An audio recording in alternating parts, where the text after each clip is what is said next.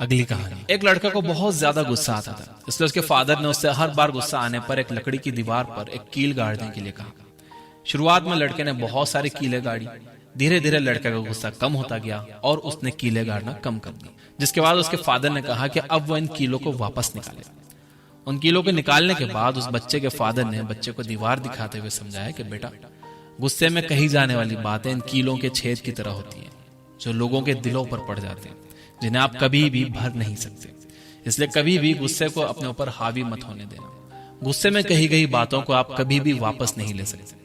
ये बातें इंसान के दिल पर लग चुकी होती हैं, इसलिए अपने गुस्से को कंट्रोल करना सीखो। अगली कहानी। 4 दोस्त थे जो एक साथ पढ़ते थे। एक रात पार्टी करने के बाद वो अगले दिन स्कूल में गंदे कपड़े पहनकर जाते हैं और अपने टीचर को बताते हैं कि वो कल रात किसी शादी में गए थे, जहां से वापस आते वक्त उनकी गाड़ी का टायर पंक्चर हो गया था और वो पूरे रास्ते अपनी गाड़ी को धक्का मारकर वापस घर आए हैं, इसलिए वो टेस्ट का कुछ पढ़ नहीं पाए। टीचर ने बच्चों की बातों को सुना और उन्हें 2 दिन बाद टेस्ट देने के लिए बुलाया। टेस्ट वाले टीचर ने चारों बच्चों को अलग अलग रूम में बिठाया। फिर भी चारों बहुत कॉन्फिडेंट थे, क्योंकि इस बार उन्होंने बहुत पढ़ाई करी थी। लेकिन क्वेश्चन पेपर देखकर चारों बच्चों के होश उड़ गए, क्योंकि पेपर में सिर्फ एक ही सवाल था, गाड़ी का कौन सा टायर पंचर हुआ था। इस कहानी से आपको 2 सीख मिलती है। पहली, बिना प्रॉपर प्लानिंग के कोई भी काम पूरी तरह से कामयाब नहीं होता।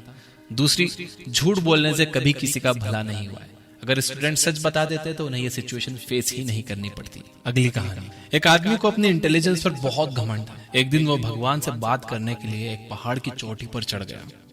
वहां पर चढ़कर उसने भगवान से पूछा, आपके लिए करोड़ों साल कितने सालों के बराबर होंगे? भगवान ने जवाब दिया, 1 मिनट। इसके बाद उस आदमी ने भगवान से पूछा, आपके लिए करोड़ों रुपए कितने पैसों के बराबर होंगे? भगवान ने जवाब दिया, 1 रुपए के बराबर। जिसके बाद उस आदमी ने बड़ी चालाकी से भगवान से कहा, क्या आप मुझे 1 रुपया दे सकते हो? भगवान ने कहा, बिल्कुल, 1 मिनट रुको। इस कहानी से आपको समझ आएगा कि कभी भी किसी को खुद से कम समझदार नहीं समझना चाहिए, स्पेशली उससे जिसने आपको आज इस लायक बनाया कि आज आप अपनी इंटेलिजेंस का दावा कर रहे हो। अगली कहानी। एक गांव में लोग अक्सर अपनी परेशानियों का दुखड़ा एक बूढ़े आदमी को रोज आकर सुनाते थे। एक दिन बूढ़े आदमी ने उन सबको बुलाया और उन्हें एक जोक सुनाया। सभी गांव वाले जोक सुनकर हंसने लगे। बूढ़े आदमी ने फिर से वही जोक सबको सुनाया। इस बार सिर्फ कुछ ही लोग उस जोक पर हंसे। बूढ़े आदमी ने फिर से वही जोक सुनाया, लेकिन इस बार कोई भी उस जोक पर नहीं हंसा। गांव वालों ने कहा कि एक ही जोक पर हम बार बार कैसे हंस सकते हैं? बूढ़े आदमी ने इसके जवाब में गांव वालों से कहा, आप लोग ठीक कह रहे हो, लेकिन फिर एक ही परेशानी का दुखड़ा रोज रोज कैसे रो सकते हैं?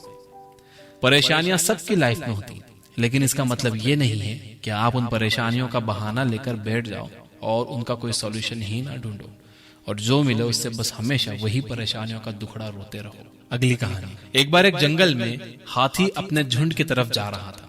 तभी उसे रास्ते में एक सुअर कीचड़ से लथपथ मिला। हाथी सुअर को देखकर पीछे हट गया ताकि सुअर पहले निकल सके। सुअर ने अपने दोस्तों को जाकर कहा, मैं इतना ताकतवर हूं कि एक हाथी भी मुझे देखकर पीछे हट गया। ये बात सुनकर जंगल के सारे जानवरों ने हाथी से पूछा, क्या यह बात सच है कि तुम उस सुअर से डर गए थे? हाथी ने सबको बताया, मैं उस सुअर को अपनी एक टांग से ही मार सकता था, लेकिन वो सुअर पूरी तरह से कीचड़ में लथपथ था। अगर मैं उसे मारता तो मेरी टांग गंदी हो जाती, इसलिए खुद को गंदगी से बचाने के लिए मैं पीछे हटा था। इसी तरह आपको भी कभी कभी खुद को गलत चीजों से, गलत लोगों से बचाने के लिए पीछे हटना पड़ता है। अगली कहानी।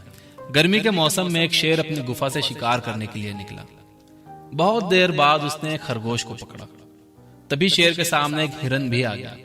शेर ने सोचा, इस खरगोश से तो मेरा पेट वैसे भी नहीं भरेगा, तो इसे छोड़कर मैं हिरन को पकड़ लेता हूँ। शेर खरगोश को छोड़कर हिरन के पीछे भागा। बहुत कोशिशों के बाद भी शेर हिरन को नहीं पकड़ पाया और हिरन भागते भागते जंगल में कहीं गायब हो गया। शेर के लालच की वजह से उसे ना खरगोश मिला और ना ही हिरन। इसी तरह से हमें भी जिंदगी में बहुत से मौके मिलते हैं, लेकिन हम हमेशा उससे बेहतर की तलाश या लालच में उस मौके को भी गवा देते हैं। हमें हर मौके को बेहतरीन समझना चाहिए और उसका फायदा उठाना चाहिए। अगली कहानी। एक बार 2 दोस्त राम और श्याम रेगिस्तान में चल रहे थे। तभी अचानक दोनों के बीच किसी बात को लेकर बहस हो गई, जिसकी वजह से राम ने श्याम को थप्पड़ मार दिया। श्याम को थप्पड़ लगने पर बहुत दुख हुआ। उसने दुखी मन के साथ रेत पर लिखा, मेरे बेस्ट फ्रेंड ने आज मुझे थप्पड़ मारा। कुछ दूर चलने के बाद उन्हें एक पानी का तालाब मिला। दोनों पानी पीने के लिए उस तालाब के पास गए। तालाब के पास बहुत फिसलन थी, उससे शाम फिसल कर तालाब में जा गया। राम ने तुरंत शाम को तालाब में डूबने से बचा लिया। शाम ने इस बार एक पत्थर पर लिखा, आज मेरे बेस्ट फ्रेंड ने मेरी जान बचाई। राम ने शाम से कहा, जब मैंने तुम्हें थप्पड़ मारा तो यह बात तुमने रेत पर लिखी थी, और जब मैंने तुम्हारी जान बचाई तो तुमने ये बात पत्थर पर क्यों लिखी? शाम ने राम को जवाब देते हुए कहा, जब हमें कोई चोट पहुंचाता है या दुख देता है तो हमेशा उसे रेत पर लिखना चाहिए, ताकि माफी की हवा उस गलती को हमेशा के लिए मिटा दे।